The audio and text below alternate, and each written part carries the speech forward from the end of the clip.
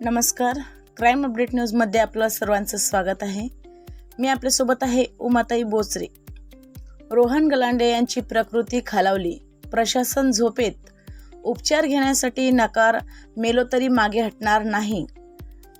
बीडकेस तालुक्यातील चिंचोळी माडी येथे विविध मागण्यांसाठी रोहन गलांडे यांनी 5 दिवस झाले आमरण उपोषण सुरू केले आहे. 7 जून 2025 श्री संत नामदेव महाराज सभागृह येथे सुरू आहे.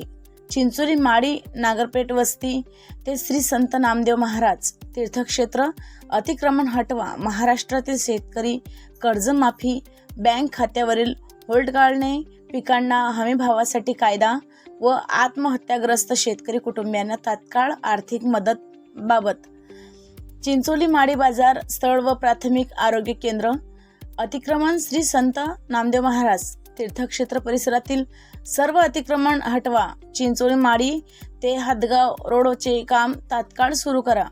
मान्सून पूर्ण पाऊस झाल्यामुळे नुकसानीचे पंचनामे करण्यात यावे. पांढरा रस्ता 51/52/53 ची क्वालिटी कंट्रोल मार्फत चौकशी करा. अशा मागण्या मान्य करण्यात याव्यात म्हणून रोहन गलांडे यांनी उपोषण सुरू केले आहे.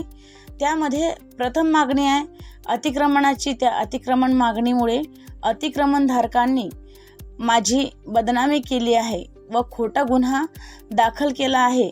लवकर त्यांचे उत्तर जशास तसे देणार आहे असे रोहन गलांडे पाटील यांनी म्हटले आहे. बघत रहा क्राईम अपडेट न्यूज. आशिक वानखडे. सर्वांना प्रथम जय शिवराय.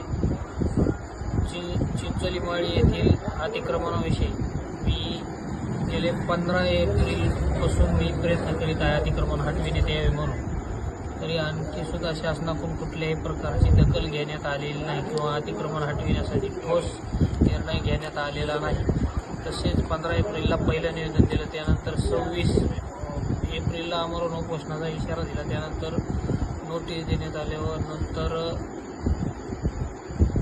27 मे आमरण उपोषणाचा निर्णय मी घेतला. त्यानंतर काही अतिक्रमणधारकांनी मला जाणीवपूर्वक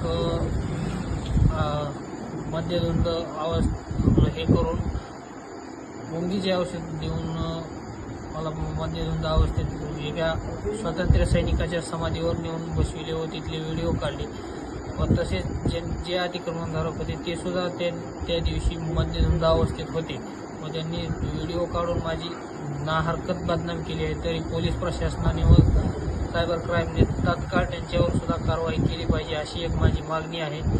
तसेच जोपर्यंत अतिक्रमण हटविण्यात येत नाही चिंचोली माडी नागपेठ वस्ती ते श्री संत नामदेव महाराज परिसर व तसेच बाजार स्थळ येथील अतिक्रमण हटविण्यात येत नाही तोपर्यंत मी आमरण उपोषणाचा लढा सोडणार नाही किंवा आमरण उपोषण सोडणार नाही. जोपर्यंत JCB अतिक्रमण हटवण्यासाठी येत नाही तोपर्यंत मी आमरण उपोषण सोडणार नाही.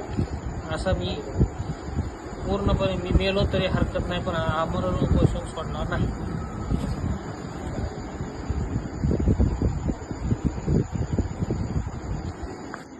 तसेच मी आजपर्यंत कुठल्याही प्रकारचा उपचार घेतलेला नाही.